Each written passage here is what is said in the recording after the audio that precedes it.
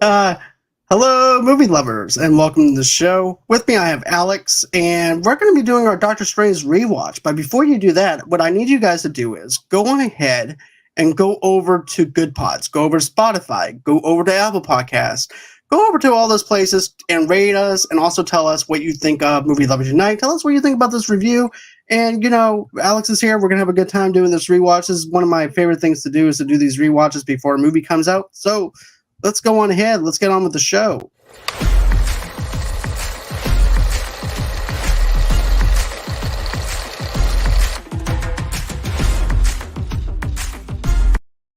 Oh, hey everyone. But yeah, hey Alex, how are you doing? I'm doing great, John. How are you? I'm doing great, man. It's good to have you back on as always, and stuff like that. So tonight we're actually rewatching. We're not rewatching, but we are actually reviewing our rewatch of Doctor Strange, and this is actually to get us prepared for Doctor Strange in the Multiverse of Madness. So going into this thing, I haven't seen this movie since I bought the Blu-ray because I actually have the Blu-ray in the blue and steel case and stuff like that. And I love Benedict Cumberbatch. When you look at his snarkiness, yes, great actor. Also, too, great as Sherlock Holmes. Also, too, another thing I want to mention is the fact that I love what he was able to do with Doctor Strange. His character is exactly as how it was in the comic books, except for one thing: he actually does have a sister in the comic books as well. I didn't know that. Yep. So he actually has a sister in the comic books, and his own guilt and shame of the things that happen within that comic book and stuff like that is also to his own consciousness and everything that plays into his whole entire family ordeals and stuff like that. But that's in the origins of his Doctor Strange. As a matter of fact, I actually recommend anyone to check out the Doctor Strange annual that will actually get you set up into his origin story. But as far as an MCU film goes, I enjoyed this film. And what did you think of it when you first saw it? Oh, when I first saw it, I thought it was definitely trippy and a really good introduction on the mystical side of the Marvel universe. I loved all the special effects and visuals that was in place in this movie, especially when he meets the Ancient One for the first time and she sends him on that mystical acid trip that really just blew my mind when I first saw it. I was like, it's a very pretty movie to look at visually. It is. It kind of reminds you of Inception in a sense because of the way that they're doing the sequences and stuff like that. But also, too, man, another thing I want to mention is this: whenever he gets into that car accident, you really feel for him because he's actually supposed to be this top-notch doctor who's really snarky. He's basically a Tony Stark, but he's a doctor instead. He's kind of worse. He's kind of more of a jerk than Tony Stark. He's egotistical. He doesn't care about anybody. He's a doctor, but he brags about how good he is at what he does, and that's basically that's his downfall. And that's also why the Ancient One doesn't really want to do anything with him, especially when he goes through all these things. Whenever the surgeries he's going under, wanting to hold the scalpel again, he can't hold the scalpel anymore because of the nerve damage that's done to his hands, and it's actually right out of the comic books exactly how it was actually done, and that's something that I really do appreciate that they did. They took their time with this film, and another thing too is I love the special effects, and also too, Mordo was actually Doctor Strange's friend whenever he first gets in there, so they actually got that part right. I really enjoyed his relationship with Mordo. I thought I don't remember the actor's name, and I just rewatched it yesterday, but I thought he was the homie. Like he was the first one to stand up for Stephen when the Ancient One's like, nah, we don't have to train him. But it was like, but we should. He's been out there for hours. Maybe we should give him a shot. And I was like, Mordo, dude, he's cool. But I thought this movie was very brutal. Like I've only seen it once since it came out. And I was like, I really enjoy this movie. And I haven't watched it since. But rewatching it, I was just like, especially that car accident scene. And it shows his face all beaten up. Yeah. And I was like, ooh, that's kind of intense. Or in the beginning when Casillas cuts that one dude's head off, even though you just see the shadow, it's implied. I was like, oh, this movie starts off brutal. Right out of the gate. Very brutal, very dark for a Yeah, for a Marvel superhero PG-13 superhero movie, you can bring the whole family to watch this dude get his head cut off.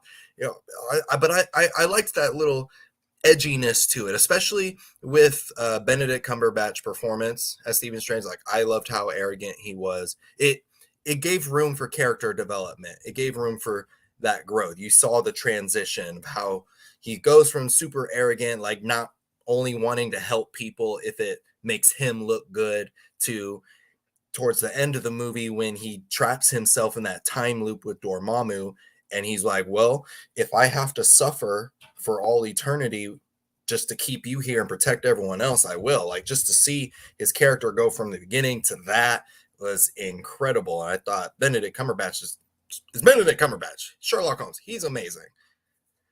He definitely is. And, I definitely have to say, whenever you look at this movie as a whole, what he was able to do with Dormammu and stuff like that, with the time loop and stuff like that, it was fantastic. It was something that you haven't seen before in an MCU movie, where they're doing this Groundhog's Day.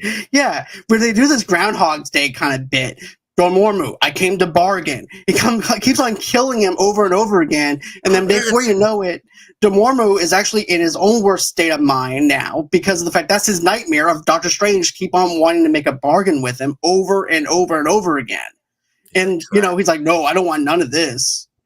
Yeah, go home. Fine, stop. I won't attack her. Just go home. I don't want to deal with this. I thought that was a really cool finale because it does, like, kind of swerve away from the track of a Marvel movie. Usually they have that big CGI fight, and this definitely, it technically was a big CGI fight. He's in the dark dimension with this giant dark being, and he's being obliterated in multiple different ways. But just how it's resolved, it's different. It's more a battle of wits than power, and that was a cool different take on this movie. That's which I appreciated they did that. I did too.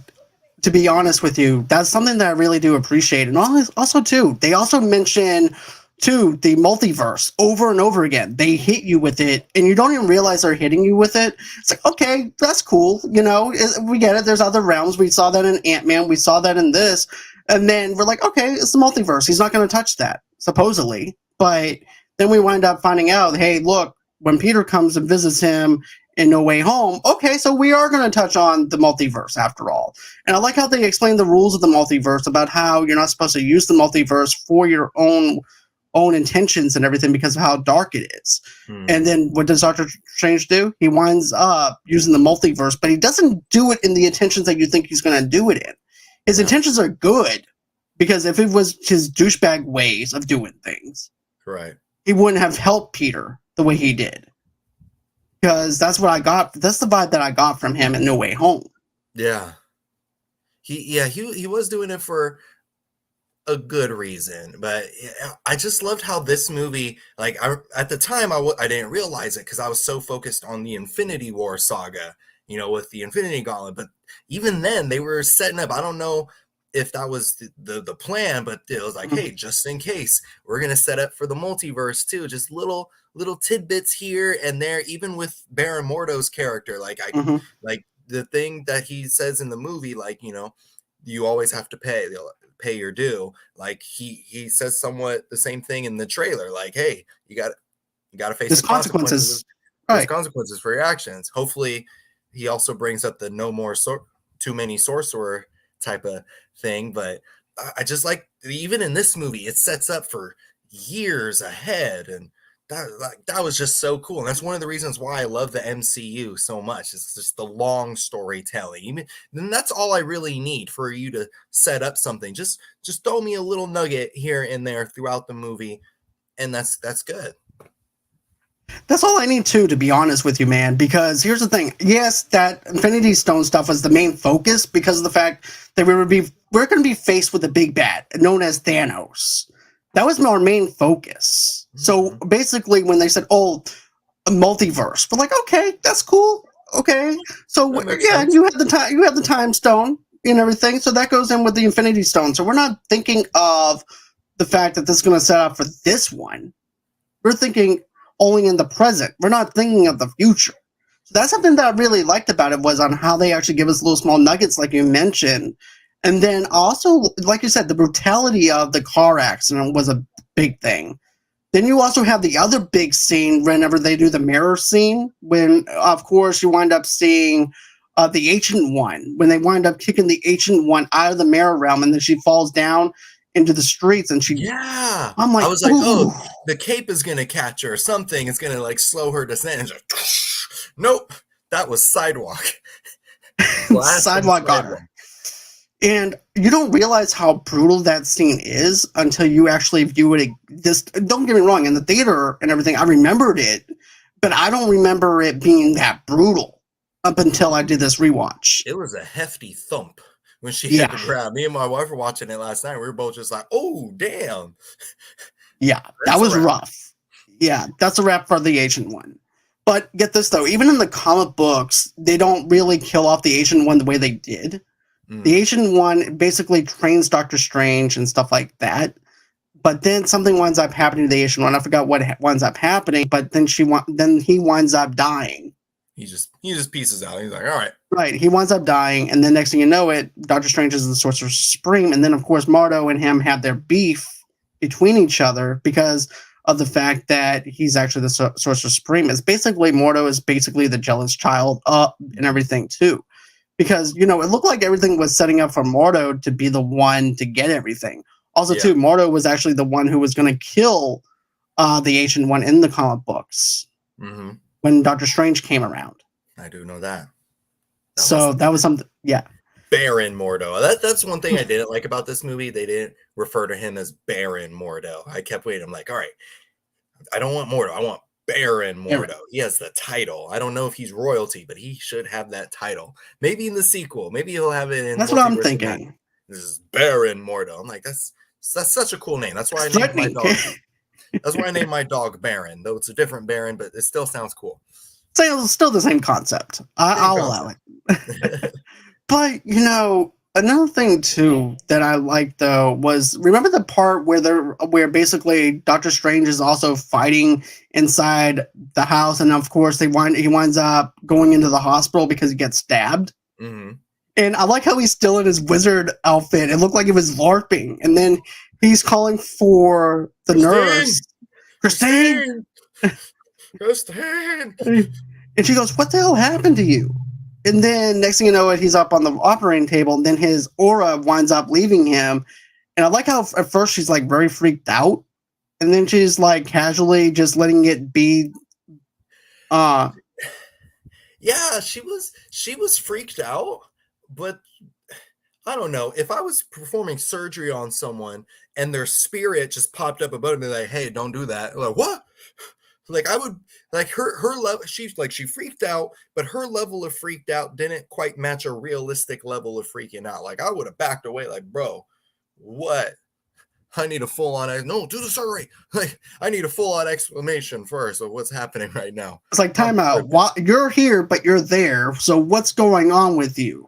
Yeah. But at the same time, she also is a nurse. She's also someone that is dealing with trying to help somebody, especially a colleague. So she has to keep her cool the whole time anyways. But even under that circumstances, I think I would be a lot more freaked out than what she was letting on. Yeah.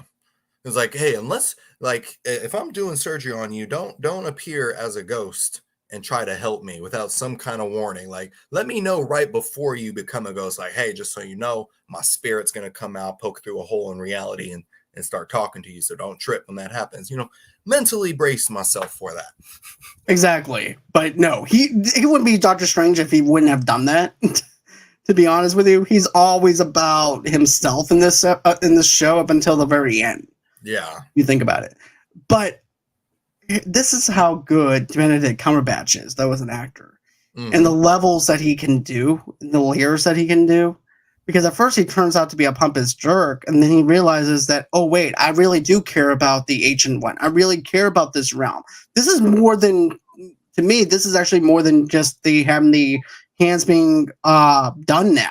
Where basically I was just up here chilling up in this mountain, learning this magic so the way I can cure my hands. And now now he's actually attached to the Ancient One. He's attached to all this stuff. And I like how he's using the magic to gain what he wants, in a sense, because he goes, okay, so I can't be a surgeon, so I'll be a sorcerer supreme. And he winds up going into the library, picking on Wong, tapping him on the shoulder as he's listening to the Beyonce song and stuff like that. What did you think of those elements? I mean, did the comedy work for you on this one or not? Yeah, I thought it was funny. He was very snarky, and that's what I like. That's what made it funny, when he just had, like, smart ass comments here and there, especially to Wong when he's being annoying. But I also liked how they made him not good at his job at first. Like, when he's trying to be a sorcerer, and he's still, like, when he's fighting Cassilis and his followers the first time, he's just not good at it. And I appreciate it when a movie does that. It takes them a while to become adept at it. Is that the right word? Adapt. That's the right word. Adapt. This is gonna take me 5 minutes figuring out which one the word is. Whatever word I'm trying to say, that's what I'm trying to say. It takes him a while to get to that point, but I appreciate seeing that growth, not just in his character, but in his skills. My only issue with that also is in that training montage. It's just kind of sudden. It's just like, all right, we're going to teach you spell. Oh, wow, you're really good at this. You memorized all these spells and books already. I was just like, oh, that was okay. That was a little rush. They had to rush something. Well, I feel like this. We don't know how many years or how long he was actually there. If they would actually give us a timetable of how long he was there for, it would give us a more of a way of actually knowing what's the deal. Even whenever he runs into his friend who happens to be the nurse, too. Christine, right? It's been months or something, Well, I think she did, didn't she? Didn't she mention the fact that it's been a while or something? They said it's been a while, but like, how long has it been a while, though? Like, when's a while? Like a week, like 2 weeks? If it was like, I'm imagining he's been gone for a few months, maybe. Especially being in Tibet. I mean, come on. You have to at least spend X amount of months away from New York. Yeah. Just the amount of time to take to get you there, to that other country, to find this sorcerer temple. Some little clarification on that, how long it's been, would have been nice. I agree, because it would actually make that training montage a lot more smoother going into it, to where we can adjust to it. Okay, so he's doing the training montage 2 weeks later or something like that, to where he's like an imperfect person to be training under Mordo and everything. But no, it just goes straight into the fighting. It kind of reminds me of a 90s movie in a sense, on the way that it actually acted. It's like, okay, we're going to do a training montage. And then all of a sudden it goes to a training montage. Then all of a sudden it goes into him learning the books and the Eye of Agamotto and everything. And then after that, you have the fight with the main antagonist. And like you said, I like the imperfectness of that fight sequence, because he doesn't know any of this stuff that's inside this house in the sanctum. My favorite thing is, too, he doesn't know what this artifact that he has in his hand.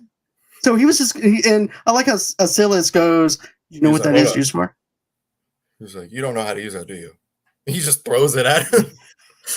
And then he was going to do something else, and then that's when I like how they made the cape a character. It kind of reminds you of Aladdin with the magic carpet. Yeah, exactly. And that's what it reminded me of. I love that cape. I was like, look, I do too. That's a sassy cape. I can tell already just how it's beating that one dude to death. And he literally beats him to death, which is also why his aura comes through. Yeah. He was like, well, I was just killed by a cape. I have to go back to sorcerer heaven to explain how I just died. Exactly. But, I like how the cape is pointing to something, and we also don't know what that thing does either. So it's our first time in this sanctum with this ancient artifacts of this witchcraft, sorcery, and stuff like that. So we don't know any of this stuff or what it does. So we're going along with the ride just like Steven is. And that's one thing that I like, because we mentioned this in Moon Knight too. we're going along with the ride with Steven, just as we are with Stephen Strange, just as much we are going with the characters for Moon Knight. What's happening? Right?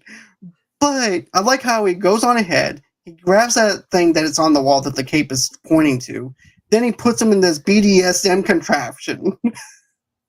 Yeah, I was like, okay, this movie's getting really interesting now. Right? Doctor Strange and Casillas love scene. If I can't convince you with violence, I'll convince you with lovemaking. And like, 50 Shades of 50 Shades of Strange. Let's see. Benedict Cumberbatch in a sex scene with Mads Mikkelsen. I think I would be okay with it. I'm not into men, but at a certain point it becomes art. You know what I'm saying? Right, we're here for the art and explaining. This is art. It's not just pointless love making that you see in horror films. No, this is cinema. I want to also talk about this though too. And I've also seen like little small things on the Multiverse of Madness, stuff like that. But some people are like, "Oh, it pays attention to Wanda too much." I was like, "Duh."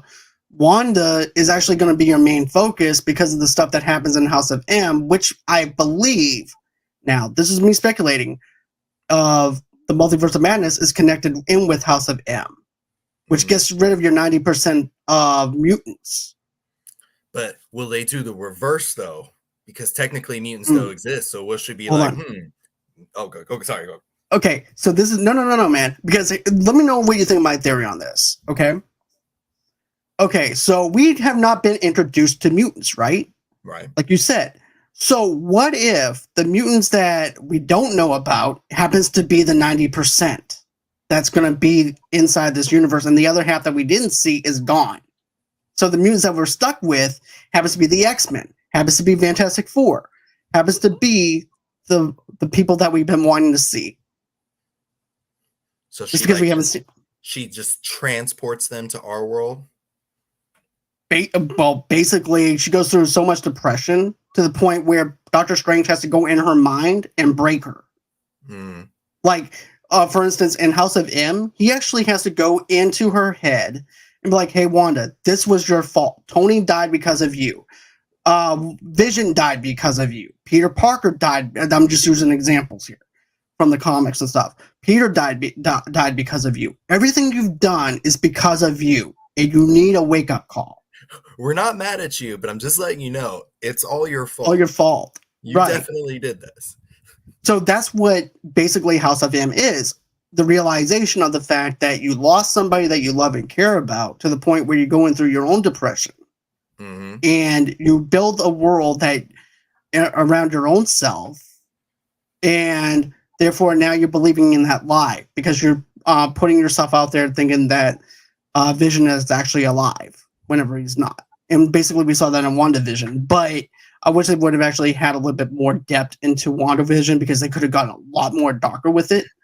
But that's just my philosophy on that part. But what did you think about that, about the theory and stuff?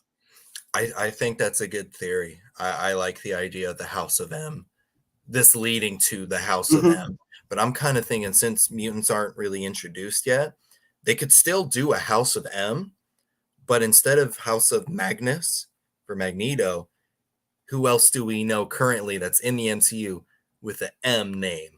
Freaking Mordo. House of Mordo. And instead of no more mutants, he gets Wanda to say, maybe he convinces Wanda to say no more sorcerers. So all the mystics go away. Okay, get this. There is a comic book where basically it's illegal for you to be a sorcerer. And you're not allowed to have any type of artifacts. They destroy the artifacts, then they also kill you. And everything We're gonna too. break your stuff and then we'll kill you. Right. So yeah, that's and I actually like, and as a matter of fact, those comics are actually called The Last Days of Magic, in case anybody wants to pick that up, because I ended up liking that. And of course, how The Last Days of Magic also goes in with the Punisher versus Doctor Strange. and it's called but it's not versus Punisher versus Doctor Strange. It's another comic, but it's funny and stuff like that, especially how Strange is basically magic and they have to team up with each other to help each other. And it's a great mashup if you think My about it. magic is worthless against this bad guy, but try shooting him in the face. Right. That might work. But going into this rewatch though, now, like I said, this thing opens up so many doors for the Multiverse of Madness to the point where I thought we might actually have Nightmare in this, because it does talk about the Nightmare realm. Also, too, even in Ant-Man, they went into the Nightmare realm a little bit, I believe, as well. And also, too, the Quantum realm. That's also another thing that's connected in with the Fantastic Four as well. So you have all these realms that you can go into. And I'm hoping that they go into Nightmare Realm. Basically, that's actually your Freddy Krueger of the MCU. Where you go, and that's what I want to see. Yes, 10 times worse. But I wouldn't mind if they do a gender swap and swap instead of I'm hoping they actually do like Eva Green. I hope they actually have her in there, because that's actually something that I would like to see, is like a gender swap, because we actually got that with the Ancient One. The Ancient One's supposed to be a guy. Instead, we wind up getting a woman instead. So I wouldn't mind a gender swap for that. Yeah, Nightmare would be a good role. Yeah, to swap that, because it's a deity, so like, you know, they change their form at will, so like it could easily be played by a woman or just a non-binary person. Anyone can be Nightmare potentially. Exactly. It'll work out good. Most definitely. But when you look at this film, and then now you're going to go into this film, it opens up your eyes a lot more than what you thought. Kind of braces you for what to expect, just in terms of trickiness. Right. And also, too, that squid was also in the comic books as well. That's also something that was in the Steve Gecko stuff and things like that, which is something I do appreciate that they did in the Multiverse of Madness trailer. Because I actually was, I was actually freaking out when I saw that. But, you know, I'm happy with the way that the MCU is setting things up, even though we didn't know it at that time. Because, like you said, the big bad that we were focusing on was the Infinity Stones because of Thanos. Our main focus, our main threat was Thanos. We weren't thinking of them going into Multiverse of Madness or anything like that. Right. And explaining the multiverse the way they are. Yes, we dived into it a little bit with Endgame and stuff, with time travel and things like that, but we didn't go heavily into it like we are now. Yeah. I just got really excited again watching this movie, and I'm like, Jesus, I love the MCU so much. This is so much fun, and I hope it just continues forever. Like, people are like, man, I'm getting superhero fatigue. I'm like, I'm not. This can go on until I'm 140. I'm gonna live that long. I'm calling it now. Like, I would still love it. But yeah, like this movie, I thought it was just one of those, you know, it is the first Doctor Strange movie, but you don't necessarily need to have seen it in order to watch Multiverse of Madness. But like, looking back on it, rewatching it, there's a lot of things that do set up for the Multiverse of Madness. That sets up every movie. Like, that's just how the MCU works. Like, you have to watch it every movie in order to fully understand the story. So I'm really excited. I was really excited to see this one. It makes me want to do a MCU rewatch for the whole thing, like chronological or order and release. I prefer order by release. Right. Rewatch them all, because this just made me fall in love with it all over again. But I'm really excited to see how what happened in this movie goes into the Multiverse of Madness. Me too, man. And if you ever want to do a rewatch of them, I'm down for doing nothing but reviews of MCU stuff, do rewatches of that, because that could be fun. Yeah. But I also like how also too. This is going to be our last little thing that I want to talk about. But I love the art, the special effects. To be honest, whenever he first meets up with the Ancient One, and when she takes out of his aura, then he winds up going through his eyeball. Then she winds up taking him on this other trippy thing to the mirror realm. It was like a roller coaster ride. I felt like I was at Universal Studios and just going in for it and eating. As a matter of fact, I saw this movie in 3D the first time. Oh yeah. And then the second time I saw it in 2D and everything. And I loved it even more. Yes. Yeah. Yeah. I especially like the mirror dimension. That part was so cool, just how they fold reality in on itself in the mirror dimension. Those were great scenes. And fun fact, I just realized this. I don't know why I didn't realize it sooner, but Benedict Cumberbatch also voices Dormammu. Yep. I didn't know that. And I'm like, oh, that makes sense. He voiced Smaug, the dragon in The Hobbit, Smeagol, the dragon in The Hobbit. So like, oh, he does monsters too. And I thought that was really cool. I thought it was actually pretty cool about how he does Dormammu. It kind of reminds me of him and just arguing with himself and getting irritated with himself. Just arguing with himself the whole time. But like I said, I love that trippy part where he's doing the time loop and basically you have Dormammu's worst nightmare, which is actually Doctor Strange doing the time loop over and over and over again. And finally, he has no choice but to bargain with Doctor Strange and make that deal to the point where he has to go on ahead and basically take up Matt Nicholson's character and kill off his followers and stuff like that. But I thought it was perfect. And also, too, like you were talking about the brutality, I didn't realize this, too, but when he's doing the time loop down on Earth and stuff, there's actually a woman that went flying through the windshield, and she's down on the ground. And then when he does the time loop, she goes back into her car through the windshield. I'm like, oh, my God, they put that in an MCU movie? That was another brutal part. I totally forgot about that. I was just like, oh my gosh, she just flew out her windshield, didn't she? And so even seeing it backwards, I was like, so violent. From what I'm used to seeing in MCU, this was pretty violent. Definitely. But another thing too is if you guys also are interested in some more Doctor Strange stuff, I'll also put that in the descriptions later on because I got a lot of Doctor Strange stuff that I can actually geek out about. A lot. Because I actually have a graphic novel that has like short stories of Doctor Strange in it. And there's one where he finds a magic genie lamp and everything. It's bonkers. It's trippy. It's great. I love it. But yeah, as far as this rewatch goes, it definitely sets up for the Multiverse of Madness. Like we said, we ended up loving this film just as much as we did the first go round. I also have the Steelbook, which I got off of eBay, but it was $40, but it was worth it at that time. Worth it. Every penny worth spent. I'm not good at words. It's okay. Forget it. I'm not good at Hooked on Phonics. Sometimes I mispronounce words, and Hooked on Phonics never worked for me as a kid, so do not order that for your kids. It's too expensive and it doesn't work. Does not work. So, but yeah, there's actually one more thing I want to mention is this. The guy that's playing basketball, he's actually the same guy who played on Catwoman. He played the detective on Catwoman. Oh, same actor. That movie. Yeah. And unfortunately, he's still playing basketball. Just like how he did in Catwoman.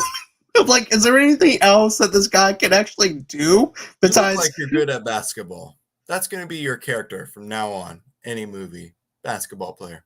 You know what? We're rebooting White Man Can't Jump. So you know what? We're going to put you in that movie. Get in there. But yeah. But as far as this movie as a whole, man, I enjoyed this movie. As a matter of fact, I think that they were also setting up for Night Nurse, believe it or not, because of the fact that you have the girl that was actually friends with Doctor Strange in this movie. His boo thing. But do you know who Night Nurse is? That's my question. She is a nurse at night for superheroes. Well, yeah. Well, she's actually runs a superhero doctoring clinic that only deals with fixing up superheroes. That's convenient. Yeah. I have heard of her. I've heard of her. Wasn't all too familiar with her. Gotcha. But yeah, that's gonna be it as far as our Doctor Strange rewatch. I hope that you guys enjoy this one. As a matter of fact, Alex, where can everybody follow you at? Everyone can follow me on YouTube at A Town Reviews, and you can also follow me on Twitter or Instagram at ATownAlex3. Feel free to hit me up and let's chat about movies. All right, and everyone, you guys can follow me on Facebook at Movie Lovers TV Lovers right on there, and of course on Instagram and on Pinterest as well. If you're going to get an audio-only podcast episode, you guys can get that on all major podcasting platforms.